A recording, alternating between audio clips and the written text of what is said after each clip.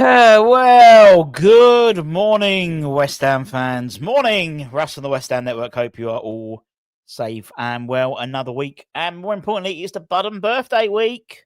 I know you're all clubbed together. Very kind of you. Pass the card round. But a birthday week for the Budden, which is great because we've got no West Ham on the pitch to ruin my birthday week because we play on Monday. Which has been a great time to bring in a new manager. We're next have a whole week to play. But as alluded to on Sunday, it does appear, well, there's a few things. We didn't get the knee-jerk, not the knee-jerk reaction, but the anticipated reaction to losing the game, which was Graham Potter to be relieved of his duties and the corner flag image accompanied with a statement wishing him the best in the future. And do you know, and I'm trying to think of a way to word it, which doesn't think I'm gaslighting, because I really am not, believe me. So, in a weird way, half of that, I think, is actually the right thing to do, but half of it's not the right thing to do. Okay, let me try and paraphrase it a little bit. We assumed, or the assumption was that, you know, that Potter was gone and Nuno was in. Same thing when Nuno left, Ange was in. That's not the case. That's not the case. And as I said yesterday, I am not expecting Nuno 𝗟𝗘 𝗗𝗟𝗟 to be the next manager of West Ham, based on what I've been told.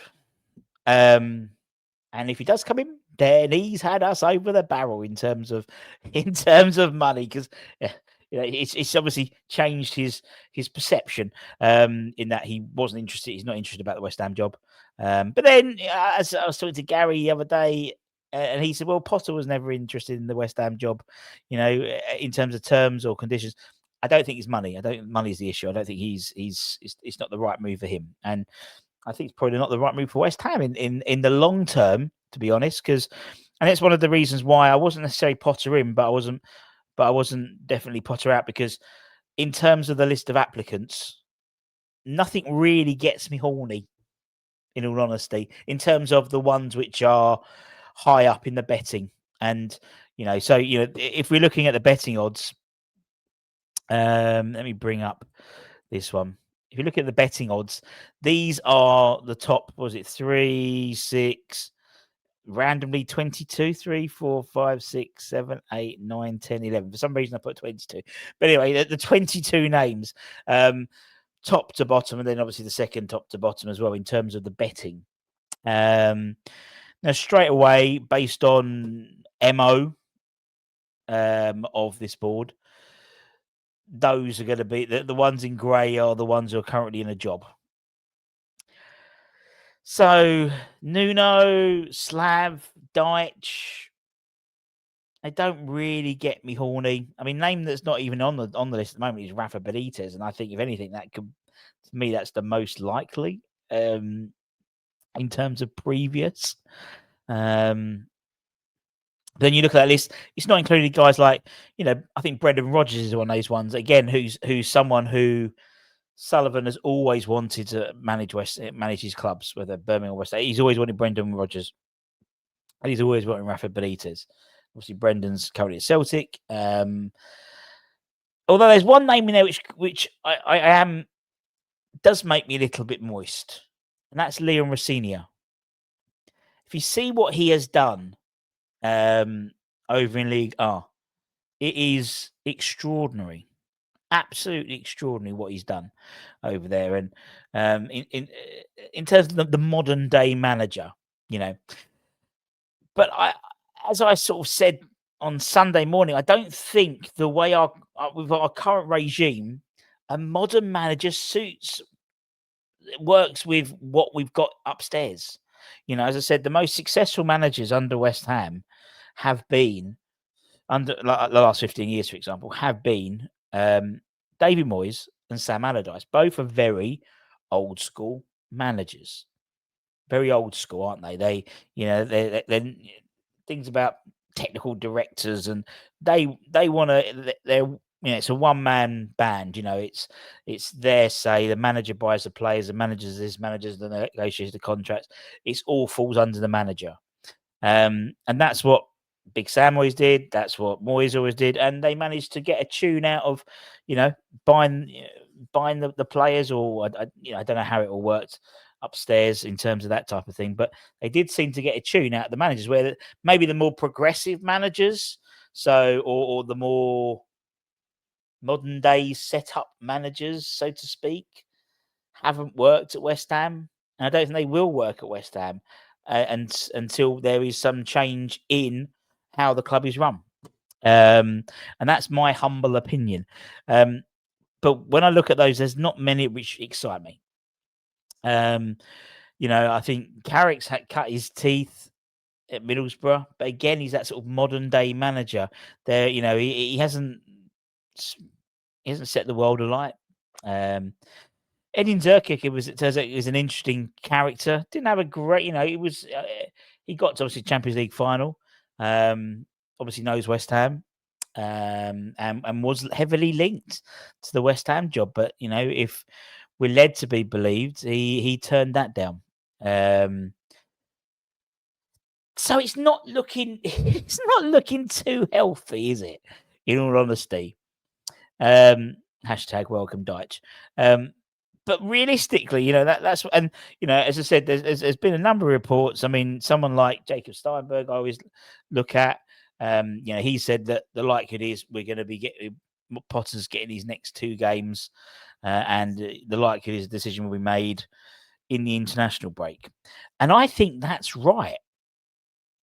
That's why, I mean, I think half of that decision in terms of the Potter Nuno deal, half of that's right. I think the board have done the right thing there, but half of it's wrong. And the half is that Potter's still here, to be perfectly honest, because clearly, when you start putting games, save his job, then I think a manager's position becomes untenable, really, and players pick up on these types of things, and it's something which I don't think is useful for internally in the club. It's not useful for the fans, that type of thing. There's a real opportunity here to not necessarily do a Hail Mary, but we've got a lot of West Ham-y people within the setup at West Ham, within the coaching set, within the academy, the likes of Robson, like Kevin Keane. Kevin's done the job before, and actually, in terms of what they're currently doing, Kevin's more of a consultant role. So actually, they're, if anything, it could be more likely, someone like him, even for these next 2 games, because I don't think it's right to. I don't think it's the right way of working to have that knee-jerk appointment, because that was one of the reasons why I wasn't particularly banging the drum about getting Potter out, because I know what we would do.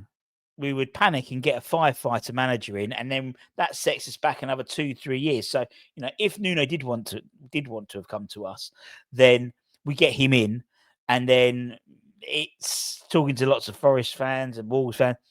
He's a 50-50 manager, a bit like Moyes is a 50-50. Half are going to support him, and keeping us. Obviously, he's got Wolves into Europe. He got Forest into Europe. There's going to be half who are going to be frustrated in the same way that David Moyes did that. He schismed the fan base, and that's what will happen. I think if you've got another firefighter manager in, they might galvanise the fan base. They may well do. However, the issue being is we know how that eventually happens. We know what the end result is, and you might get a year, you might get 18 months, maybe, before the wheels start coming off and the fan base doesn't enjoy the football.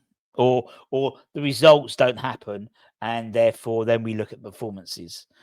I think under David Moyes, even there was a lot of times we won the games, we didn't play particularly well, but we won the games, and I think that's sort of glossed over everything really a little bit, and that's why I actually think they've actually done the right decision really in that respect by not knee-jerk reacting and just getting a manager. I think they've got an opportunity to do something.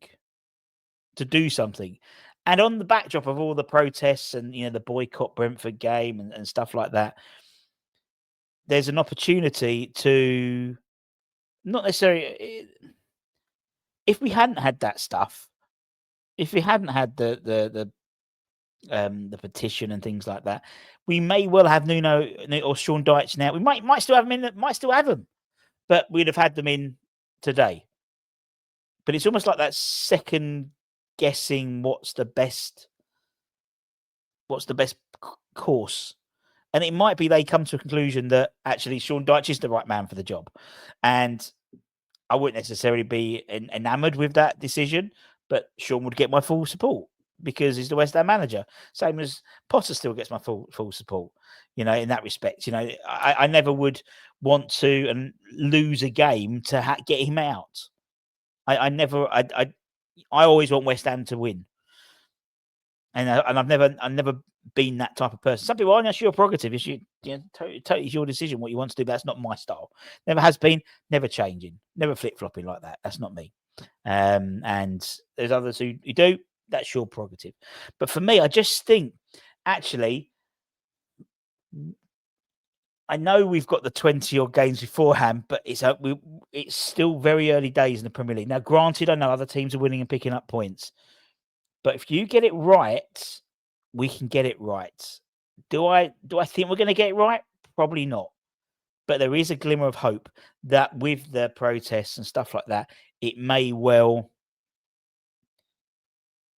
And it might be a reason why there's this division in terms of who they want the next manager in, because maybe there are differences of opinion. Maybe it is more of a two-way street in terms of a conversation internally in terms of who they're going to get. I don't know. I'm second guessing. I'm just trying to, because if there's any risk for West Ham to be relegated, he'd be out in his ear and we get someone else in. We've done that. The board have sacked managers.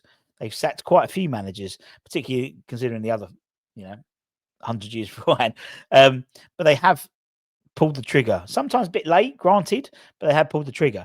And I just wonder whether that and also with the in theory, if this decision is taken that actually he's got 2 games and then the decision will be made in the international break, the first game back is Brentford, which is the boycott game. And if we got, I don't know, I'm literally just, let me put my conspiracy tinfoil hat on. If, for example, we get a manager who would appease a large contingent of the fan base, would they want to support him and see with the first game Brentford? I don't know. As I said, and I've been saying, West Ham Network will be covering the Brentford game. We will be covering it. However, what we are doing is we are donating all the ad revenue from that coverage to the Iron Supporting Food Banks. One of the major issues of having a boycott is the charities that heavily involve and rely on match day collections, like the food banks. And that's something which I mean, it might be taken into account, but I don't know if it has been. So therefore, we're trying to maybe get some of the shortfall from the match collections. I mean, they probably take about 400 or 500 quid on average a game. Not saying we're going to, no way do we get the revenue, but super chats and things like that will make that point throughout the coverage that Anton were doing, and obviously pre-match and stuff that I'd be doing. Will be going directly to them. So hopefully there'll be a shortfall because of the boycott. In terms of supporting those charities, supporting those food banks within the community, and we are a community at West Ham. So that's what we're doing. So some people have called us out for not for doing coverage. We said we're going to be doing the Brentford game. We're not profiting from that. That's what we're doing. I would hope others do, and it's their prerogative they want to or not. But that's what we're doing. That's our stand we're taking, and that includes things like match day afternoon or match day lunchtime, starting 11 show, the review show, and the watch along. All of that stuff. Any ad revenue generated from that, and any super chats delivered during that will go to the food banks. I just wanted to make that point clear. But what do you think about? I mean, who would realistically, who would appease you? And don't say anyone but Potter, because that's just an easy cop out. I want a name. For me, I could someone like a 𝗟𝗟𝗦𝗧, but the thing is, I don't know whether he will have. He's got that sort. It's difficult, I've always thought someone like 𝗟𝗏𝗏 𝗟𝗏𝗏 was a manager we were linked with as well. He would be interesting. He would be charismatic on the touchline. I think sometimes, Potter hasn't got that same. I mean, you say if you ever watch 𝗟𝗏𝗏, he's not exactly the most charismatic manager off the pitch, but you feel his passion, when he's on the touchline. Flavio's a little bit like that. I think 𝗟𝗏𝗏 𝗟𝗏𝗏 would be an interesting one as well. Xavi did really well for Barcelona, but I think most managers could probably do well at Barcelona. He hasn't really proved himself outside of Barcelona, in my opinion. I think 𝗟𝗏𝗏 would be a really interesting one. Yeah, sort of a new school manager, but he's an intellectual. He's a thinker, and I don't know whether that necessarily. I don't know. That's the thing. There's no right or wrong reason. There's no right or wrong reason, but it'd be fascinating to see, because I imagine we'll probably get half a dozen names. I mean, to be honest, no one in that list. Well, actually, no. I think, as I said, 𝗟𝗏𝗏𝗏 in there. Let's just take it back, because you never know. Maybe one day we might spend some money on a player, on a manager. I mean, yeah. It's like Kieran McKenna. But Kieran McKenna, I don't know, would have the person that, because I think there's two sides when it comes to being a West Ham manager and being a successful West Ham manager. You've got to have what's on the pitch, but I think you've got to have that little bit of personality off the pitch that resonates with the fan base, and that might be players who are existing or former West Ham players. So I'm thinking of Carrick or people like that. Or Slav to that day. So obviously he had a fantastic second season, wasn't that? But obviously there's a backdrop of moving and stuff like that. But I just think, that's why I know it would have gone. It would have been mental. I know it would have been mental, but Mourinho had that. He's got that aura about him, which I think I can't think of a manager for a long time who has had that aura at West Ham. Like the manager who just walks on the pitch and you're like, fuck. Can't think of one really. Actually, I could do. Do you know what I can do? And it's Sam Allardyce. He walked onto the pitch, and everyone fucking knew that he walked onto the pitch. I remember when we played Burnley away, and we obviously had to cross the pitch, didn't you, to get to the dugout? And everyone, obviously Birmingham, Burnley hate him. Bolton, Blackburn. Blackburn are their biggest rivals. They hate him because he managed Blackburn, and he was 20 paces behind them. The pantomime villain, waving at all the Burnley lot, swearing at him, calling him every name under the sun. And he would go to battle for you as a manager, and I would love someone with that sort of aura about him. But I don't think there's many managers like that at the moment. Maybe I'm just a little bit nostalgic in type of that. And, the modern manager is more of a thinker manager. But even like an Arne Slot, I think he's got a real presence about him, I think, Jurgen Klopp had a presence about him.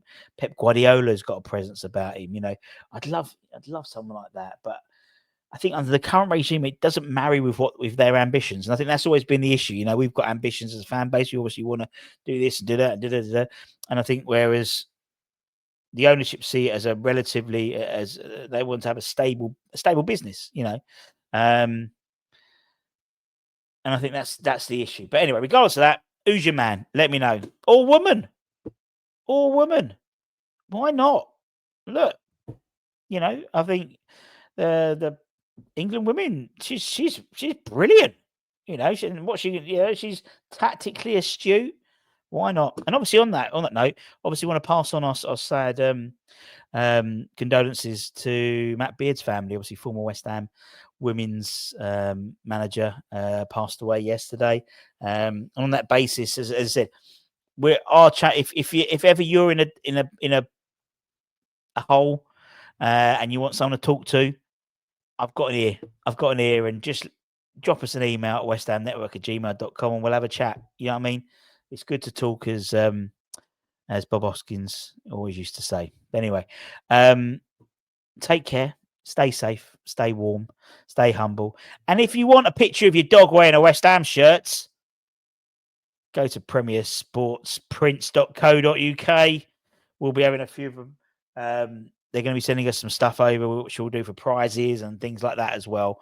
And I'll be showing you my picture of Bella when it comes. I've got another one coming. So I can show that one. And loads of other prints and stuff are available from them as well, all licensed through West Ham as well. And he's a lovely business, lovely guys as well. Anyway, I'm going to skedaddle. We'll have we'll have all the usual fun of the fair, but also we'll have the Academy show 6 o'clock tonight. 6 o'clock tonight. That's a Freudian slip. 6 o'clock tonight. Talking about the Academy. Players have been out on loan, and 2 wins for the under-21s last week. Anyway, see you later, potatoes. Much love, motherfuckers.